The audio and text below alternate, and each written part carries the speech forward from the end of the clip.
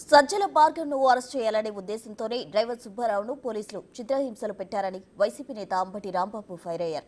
తప్పుడు కేసులు పెట్టి తమను భయపెట్టలేరని అంబటి అన్నారు. ఇప్పటికే భార్గవ్ సుప్రీంకోర్టును సైతం ఆశ్రయించి అరెస్ట్ చేయడానికి వీల్లేదని తీర్పు తెచ్చుకున్నారన్నారు. డ్రైవర్ సుబ్బారావుపై దాడి ఘటనపై విచారణ జరిపించాలని డిమాండ్ చేశారు.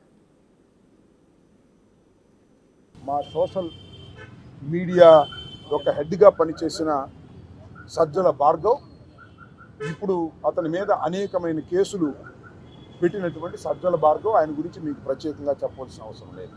ఆ తరువాత ఆయన మీద ఈ కూటమి ప్రభుత్వం అధికారంలోకి వచ్చిన తర్వాత ఆయన మీద అనేకమైనటువంటి అసత్యపు కేసులు, ఫాల్స్ కేసులు పెట్టి ఆయన్ని అరెస్ట్ చేయాలని ప్రయత్నం చేస్తున్న విషయం మీ అందరికీ తెలుసు. దానిలో భాగంగానే హైకోర్టు, సుప్రీంకోర్టుకి వెళ్ళి సజ్జల భార్గవ్ ప్రొటెక్షన్ కూడా తీసుకున్నారు. అరెస్ట్ చేయడానికి వీల్లేదనే ప్రొటెక్షన్ కూడా తీసుకున్నారు.